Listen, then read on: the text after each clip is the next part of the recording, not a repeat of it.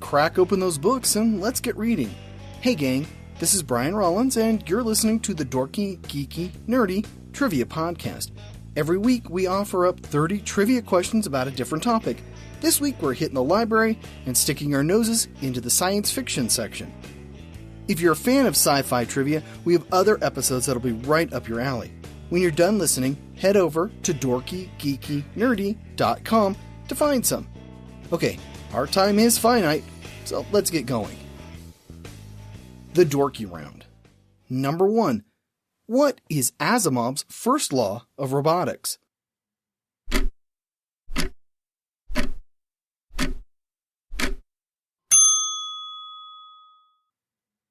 A robot may not injure a human being or, through inaction, allow a human being to come to harm.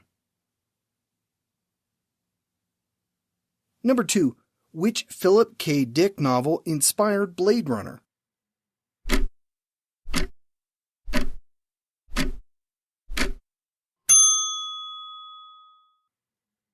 Do androids dream of electric sheep? Number 3. Which Robert Heinlein novel had working titles that included The Heretic and A Martian Named Smith?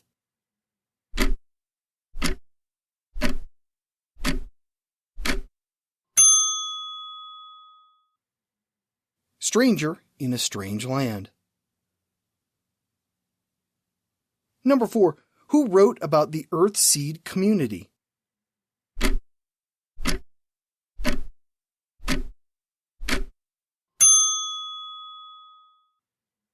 Octavia E. Butler. Number 5. What is the name of the theocracy in The Handmaid's Tale?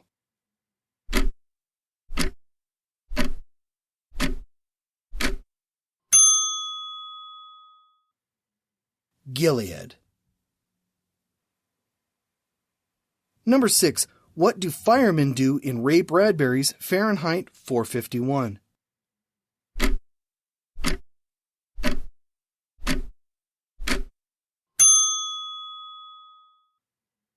Burn books. Number 7. What translated Chinese novel won the Hugo in 2015?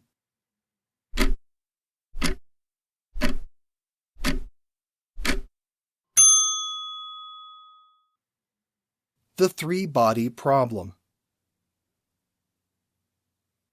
Number 8. From which of Shakespeare's plays does Brave New World take its title?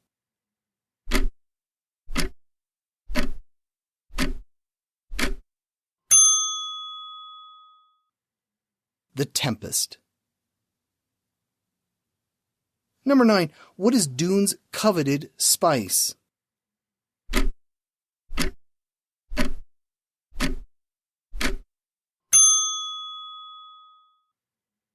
Melange. Number 10. What sci-fi classic depicts society after the flame deluge and the simplification?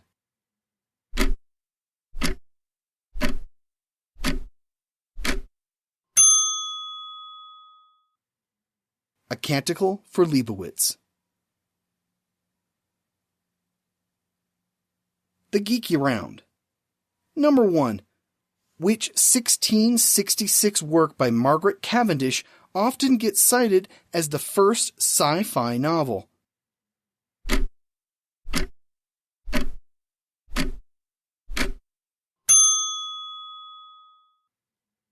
The Blazing World. Number 2. For which ministry does Winston Smith work in 1984?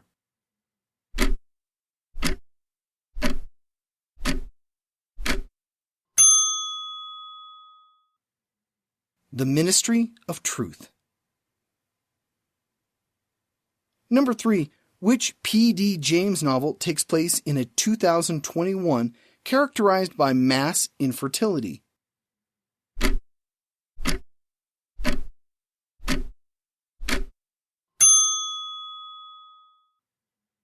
The Children of Men. Number 4. Which sci-fi writer coined the terms terraforming, genetic engineering, and John Bar Point?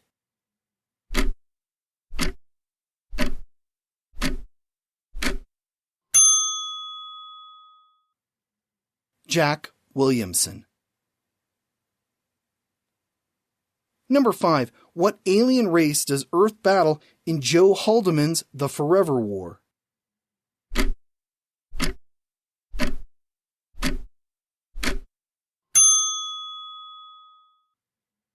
Taurans. Number 6. What singular author and academic wrote the Zones of Thought series of science fiction novels?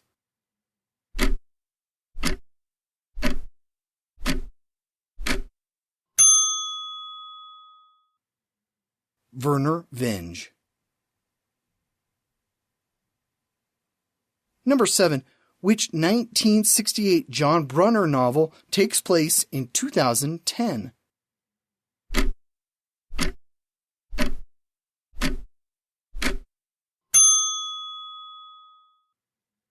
Stand on Zanzibar. Number 8. Which Martian novel introduces the first 100?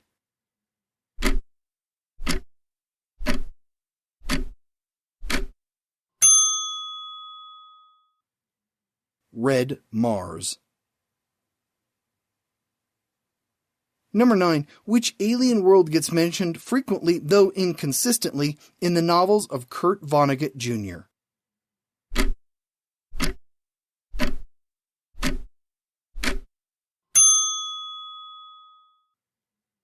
Tralfamadore. Number 10. What real-world 2011 disaster plays a key role in Ruth Ozeki's A Tale for the Time Being?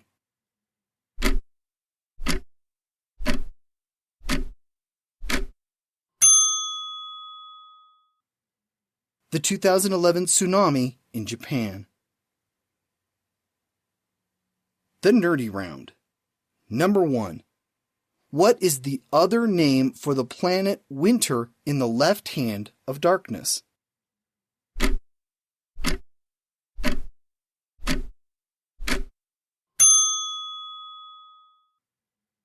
Gethin. Number 2. What is the title of the first of Connie Willis's novels dealing with time-traveling historians from Oxford University?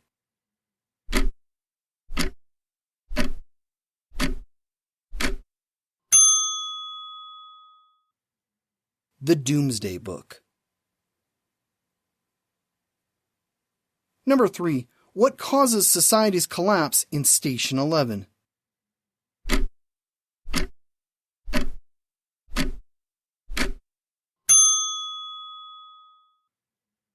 The Georgian influenza. Number 4. What future sci-fi author represented the hippies in a 1967 Canadian documentary?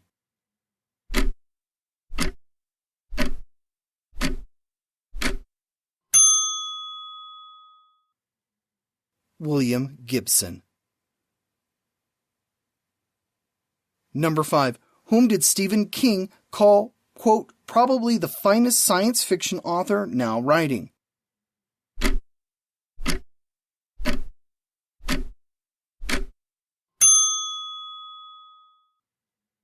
Robert Charles Wilson. Number 6. For what is TANSTAFL an acronym?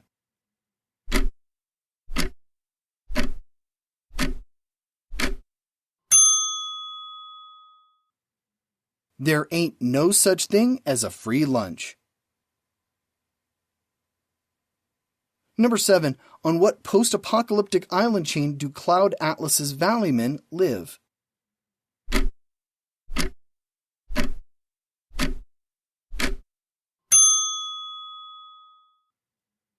Hawaii. Number 8. What novel saw Starship Endeavour flying to a 50 by 20 kilometer cylinder from outside the solar system?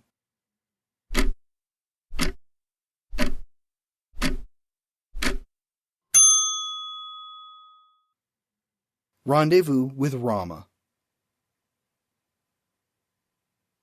Number 9.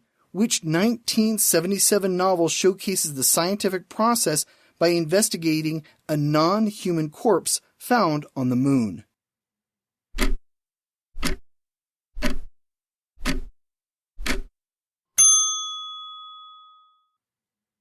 Inherit the Stars. Number 10. In the original Planet of the Apes novel, how does our lead character prove his intelligence to his ape captors?